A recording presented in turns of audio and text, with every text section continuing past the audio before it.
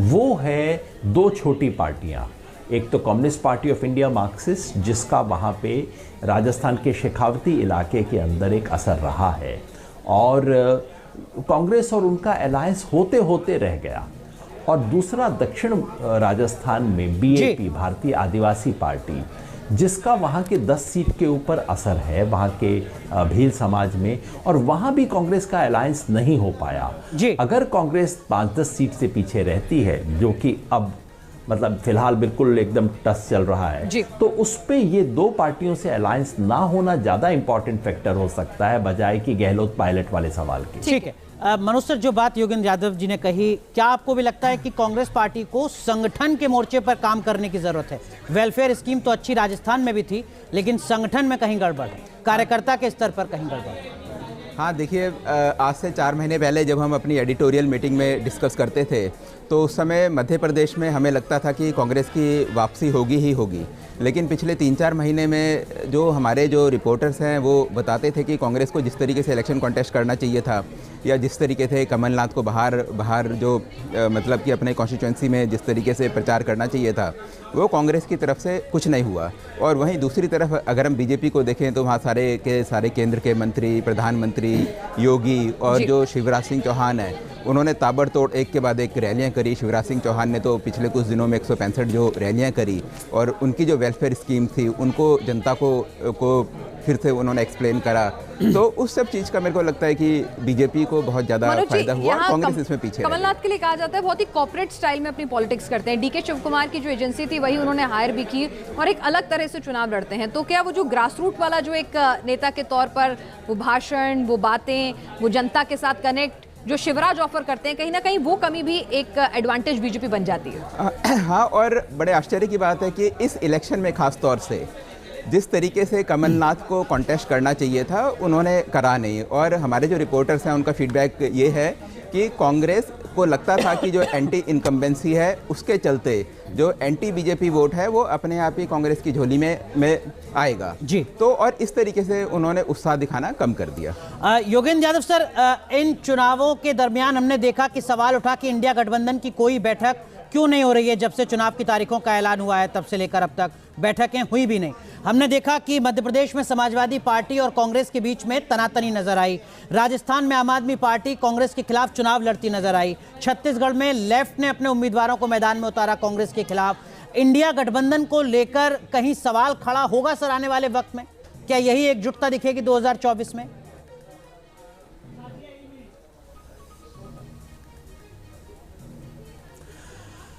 अगर हम 6 महीना पहले सोचते कि इंडिया गठबंधन नामक कोई चीज़ बनेगी, तो काफ़ी लोग कहते कि ना बाबा, ये तो एक कमरे में नहीं बैठेंगे, कैसे आप अलायंस की बात कर रहे हो।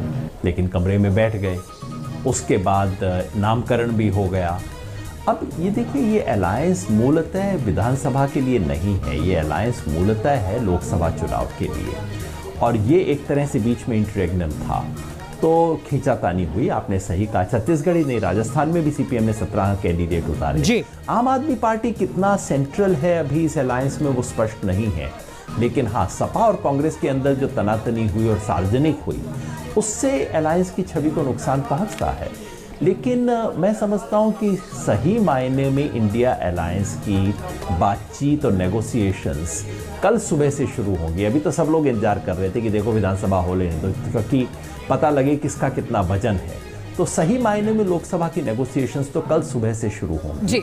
और मुझे लगता है कि ना तो इनकी 100% अंडरस्टैंडिंग होने वाली है, और ना ही ये अलायंस टूटने वाला है। इसके बीच में कहीं स्थिति बनी रहेगी लोकसभा चुनाव तक। जो बड़े राज्य, उसको विपक्ष की भाषा में मौका परस्ती कहें तो क्या सही होगा? राज्य नहीं, अलायंस का जहां फर्क है, असली राज्य है मध्य प्रदेश है जी। क्या उसको विपक्ष की भाषा में मौका परस्ती अगर कहें तो क्या सही शब्द होगा सर, कि ना सहमति बनेगी ना गठबंधन टूटेगा? या राजनीति का बीच का रास्ता? अनुराग,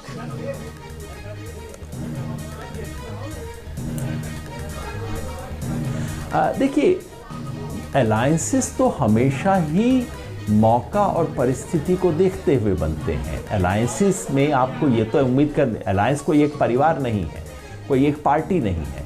अलग अलग पार्टियां हैं जिनमें खींचतान है, हमेशा रही है, चलती है।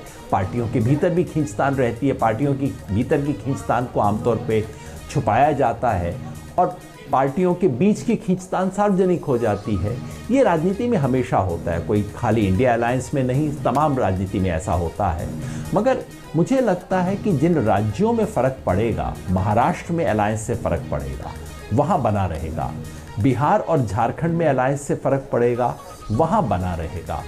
बाकी राज्यों में अलायंस जहाँ है, कई जगह पे अलायंस की खींचतान इसलिए है कि अलायंस की ज़रूरत नहीं है लेकिन कोई और चाहता है। जैसे बंगाल में टीएमसी और लेफ्ट में अगर खींचतान होती है तो स्वाभाविक है वो एक अलग तरह की खींचतान है जी। या मध्य प्रदेश में सपा और कांग्रेस की जो खींचतान है वो चुनाव जीतने के बारे में नहीं है, वो कुछ और किस्म की खींचतान है, वो चलती रहेगी। ठीक है। एनके सिंह जी, राजस्थान का अगर जो टैली आ रही है, अभी नेक टू नेक भी बीच बीच में कई बार ये टैली हो जा रही है कि जब जहां पर दोनों में 1-2 सीटों का ही अंतर आ रहा है। शायद बीजेपी अगर वसुंधरा के चेहरे को आगे करके जाती है, आपको लगता है, तो जो राजस्थान की रिवाज है ऑल्टरनेट मौका देने का, वो उस पर कायम रहते और एडवांटेज बीजेपी से शायद ज्यादा दिखती? नहीं, देखिए उसमें बहुत प्रॉब्लम है कि अगर आप वसुंधरा को आगे करते तो उनके लोगों को सारे टिकट भी देते और सारे टिकट देते तो जो दूसरा गुट था वो नाराज होता। तो ये पॉलिटिक्स में एक अजीब सा फेज है जिसमें कि वसुंधरा को आप लाते ही, बात सही है कि वो बड़ी लीडर है, लेकिन तब फिर वो अपना वर्चस्व के लिए अपने लोग को लाती, टिकट उनको दिलवाती। उस केस में आप सोचिए कि क्या स्थिति बनती। तो मुझे लगता है कि ये परमुटेशन कॉम्बिनेशंस बड़े अजीब होते हैं। लेकिन एक बात है कि ये जो इंडिया अलायंस का योगेंद्र जी कह रहे हैं, ये सर्वाइवल इंपरेटिव भी है। अगर आप देखें तो ये जो रीजनल फोर्सेस हैं यूपी बिहार में, और खास करके यूपी बिहार में ही कहेंगे, इसमें इनके लिए सर्वाइवल के लिए मजबूरी है कि ये अलायंस पे आए, वरना बीजेपी का जो ये जगरनाट है, ये जो रथ है जी, ये इनको सबसे बड़ा खतरा इन्हीं को है ना, कांग्रेस को नहीं है। कांग्रेस तो अपना फिर सरवाई, आज भी 12 करोड़ वोट उसको मिलते हैं जी, और पैन इंडियन कैरेक्टर है। लेकिन जो रीजनल फोर्सेस हैं, उनके लिए इंडिया अलायंस को मजबूत रखना उनके सर्वाइवल के लिए जरूरी है। मेरे ख्याल से योगेंद्र जी भी इससे मनोज सर, आपने अभी राजस्थान का हम जिक्र कर रहे थे, वसुंधरा राजे को लास्ट में उतारना चुनावी मैदान में सक्रियता के साथ, आपको लगता है कि इससे बीजेपी को फायदा पहुंचा? मतलब अशोक गहलोत जो सिटिंग चीफ मिनिस्टर हैं, उन्होंने भी 60 रैलियां की हैं, वसुंधरा राजे जिनके नाम की चर्चा तक नहीं हो रही है, उन्होंने भी 60 रैलियां की हैं। हाँ, लेकिन जिस तरीके से वसुंधरा को भाव देना चाहिए था, जिस तरीके से उन्हें इम्पोर्टेंस देनी चाहिए थी, और वो उन्हें मिली नहीं, और डे 1 से ही उन्हें साइड में वहाँ करा। और उनके जो कैंडिडेट थे, उनके कैंडिडेट इंडिपेंडेंट कॉन्टेस्ट कर रहे हैं। और हमारी तो फीडबैक ये है कि कुछ उनके कैंडिडेट्स भी हो सकते हैं। हाँ, उनकी भी हो सकते हैं, और कुछ कॉन्स्टिट्यूंसी ऐसी हैं जहाँ की वसुंधरा के कैंडिडेट खड़े हैं जिन्हें उनका इनडायरेक्ट सपोर्ट है। तो ऐसे में मुझे लगता है कि वसुंधरा को पूरे तरीके से सामने ना उतारना, अब एक बहुत बड़े क्षेत्रीय नेता को सामने ना रखना, मेरे को लगता है कि राजस्थान में उसका नुकसान होगा। और अच्छा, हाँ, अच्छा, ये जो इलेक्शन है, इस इलेक्शन में एक जो खास बात ये है कि अगर मध्य प्रदेश को देखें तो मध्य प्रदेश में बाद में पूरे इलेक्शन में सिर्फ एक ही चीज़ का जिक्र था, वो थी लाडली बहना स्कीम। राजस्थान की बात करें तो वहाँ भी जो गहलोत सरकार की जो सोशल वेलफेयर स्कीम्स थी, हाँ, उनका जिक्र था। तो योगेंद्र यादव जी से मैं पूछना चाहूँगा कि ये जो सोशल वेलफेयर स्कीम्स हैं, इन सोशल वेलफेयर स्कीम्स का आने वाले टाइम पे कितना महत्व होगा, और अगर अपने देश की इकोनॉमी की बात करें तो देश की इकोनॉमी में इसका क्या इम्पैक्ट पड़ेगा? अगर हम खास तौर से ओल्ड पेंशन स्कीम को देखें, जो कि कांग्रेस का एक बहुत बड़ी डिमांड है कि मतलब कि सारे के सारे स्टेट्स में और सेंट्रल गवर्नमेंट में अगर ओल्ड पेंशन स्कीम आती है तो उसका हमारी इकोनॉमी में लाखों करोड़ों का पर एनम का उसका इम्पैक्ट होगा। जी, योगेंद्र सर। देखिए, जो दो अलग तरह की स्कीम है, वेलफेयर स्कीम, उनको दो हिस्सों में हमें बांटना चाहिए। कुछ जो कि दूरगामी है, जैसे राजस्थान की जो मेडिकल इंश्योरेंस वाली स्कीम है, उसे मैं एक दूरगामी स्कीम मानता हूं, और मैं समझता हूं कि ऐसी स्कीम पूरे देश में आनी चाहिए। ये जो चिरंजीवी योजना है 25 लाख तक का, और इसका वास्तव में इम्पैक्ट हुआ है, मैंने जाके देखा, लोगों से बात की, और बीजेपी के समर्थक भी कहते हैं कि हाँ जी, देखिए फ़ायदा तो हुआ है। और वही शायद एक कारण है, हम नहीं जानते कि अभी परिणाम क्या होगा। अभी तक केवल 2 राज्यों के परिणाम लगभग स्पष्ट हो गए हैं, लेकिन राजस्थान, मध्य प्रदेश अभी स्पष्ट नहीं है।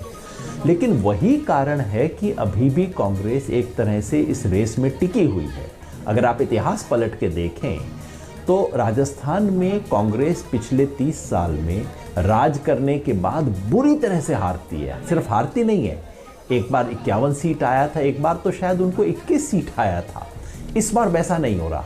जीतेगी हारेगी हम नहीं जानते, लेकिन कम से कम इस वक्त कांग्रेस लड़ाई में है। 90 सीट के ऊपर दोनों चल रहे हैं और उसकी वजह शायद यही है कि गहलोत सरकार ने इस बार जो दूरगामी योजनाएं बनाई हैं उनका कुछ असर है, लोगों के अंदर उसका एक एप्रिसिएशन है। रही बात उसकी अर्थव्यवस्था पे असर की, बिल्कुल अर्थव्यवस्था पे भार पड़ेगा, ओपीएस स्कीम का पड़ेगा और तमाम जो कैश आउट स्कीम दी जाती हैं, लाडली बहन हो या जो भी हो, लेकिन उसमें एक गहरी दुविधा है। हम एक तरफा सवाल तो पूछते हैं, हम अक्सर ये पूछते हैं कि गरीबों को ये देने से अर्थव्यवस्था पे क्या असर पड़ेगा। मुझे दो दिक्कत नज़र आती हैं। एक तो पता नहीं क्यों हम ये सवाल अमीरों के देने के वक्त नहीं बात करते। रेवड़ी की चर्चा होती रहती है, लड्डू की चर्चा कभी नहीं होती। इस देश में पिछले 5-7 साल में कोई 12 लाख करोड़ रुपए का राइट ऑफ किया गया अमीर लोगों के लिए इस देश में। उसके बड़े सुंदर सुंदर अंग्रेजी के नाम आ जाते हैं, रिस्ट्रक्चरिंग, हेयर कटिंग, और गरीब के लिए, बेचारे के लिए रेवड़ी। तो या तो हम हर रेवड़ी की बात करें। और दूसरा एक और गहरा दिक्कत है, वो ये है कि एक तरह से सारी इस देश की पॉलिटिकल पार्टीज को पता लग गया है और वोटर को भी पता लग गया है कि भैया संस्थाओं से तो तुम्हें कुछ मिलेगा नहीं, जो कुछ मिलेगा डायरेक्टली तुम्हारी जेब में जो दिया जाएगा उस वही मिलेगा। तो वोटर समझता है कि बाकी सब तो कहने की बातें हैं, जो जेब में मिलेगा उसको मैं मानूंगा जी। और पॉलिटिशियन भी समझता है कि बाकी सब कुछ देना तो बेकार है, जो सीधा हाथ से जेब में देंगे उसी का महत्व होगा। ये जो एक बात है वो हमारे देश के लिए शुभ नहीं है, क्योंकि इसका मतलब है कि संस्थाओं के जरिए जो दीर्घकालिक काम सरकार को करना चाहिए वो किसी भी सरकार को अब सबसे महत्वपूर्ण काम नहीं लगता। ठीक है। हालांकि जब मनरेगा शुरू हुई थी तब भी इस तरीके का तर्क दिया जाता था, लेकिन ठीक है। योगेंद्र सर, मध्य प्रदेश की मैं बात करूंगा। शिवराज सिंह चौहान अगर दोबारा एक बार फिर मुख्यमंत्री बनाए जाते हैं भारतीय जनता पार्टी की तरफ से, तो क्या आपको लगता है कि वो जो एंटी इनकम्बेंसी का मिथक था उसको भी तोड़ते हैं और भारतीय राजनीति में एक नया कीर्तिमान स्थापित करते हैं? ज्योति बसु 23 साल, पवन चामलिंग 24 साल, गेंगांग अपांग 19 साल, मणिक सरकार 19 साल और नवीन पटनायक 19 साल सीएम रहे। 18 साल के बाद अगली टर्म अगर मिलती है शिवराज सिंह चौहान को तो एंटी इनकम्बेंसी कुछ नहीं होता। योगेंद्र सर,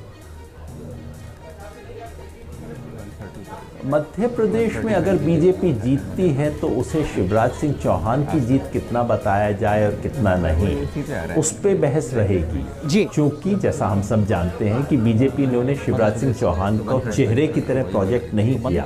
प्रधानमंत्री तो रैलियों में उनका नाम तक नहीं लेते थे और एक तरह से 5 या 6 और लोगों को ले जाके और मुख्यमंत्री का वायदा करके मध्य प्रदेश में ले जाया गया। तो उसे दावेदार कई, मध्य प्रदेश में अगर जीत होती है तो मैं समझता हूँ उसके दावेदार कई निकलेंगे, केवल शिवराज सिंह चौहान नहीं। लेकिन जरूरी बात जरूर है कि शिवराज सिंह चौहान ने एक अलग तरह की लीडरशिप का मॉडल पेश किया है, जिसमें थोड़ा कम बोलना और शुरू में काम करना, लेकिन बाद में मुझे लगा कि शिवराज सिंह चौहान भी बिल्कुल उसी किस्म की चीज़ों के शिकार हो गए, जहाँ बड़े बड़े दावे करना, फिर तो वो नकल करके बुलडोज़र भी ले आए थे मध्य प्रदेश में। तो अंततः वो एक पूरा अलग तरह का मॉडल दे पाए हो ऐसा लगा नहीं। योगेंद्र जी, क्या प्रो इनकम्बेंसी फैक्टर, यानी कि अब सरकारें जो हैं अपनी योजनाओं को एग्जीक्यूट भी करने में कामयाब होती हैं, चाहे फिर वो लाडली बहना योजना हो या अशोक गहलोत की वेलफेयर स्कीम हो या छत्तीसगढ़ की हम बात करें, क्योंकि वहाँ जिस तरह से हम एक वोटर टर्नआउट और जो शुरुआती रुझान देख रहे हैं छत्तीसगढ़ में, वो भी सरकार के हक में जाते हुए दिख रहे हैं, मध्य प्रदेश में भी दिख रहे हैं और राजस्थान में भी अपनी तमाम रिवाज के बावजूद एक क्लोज फाइट दिख रही है।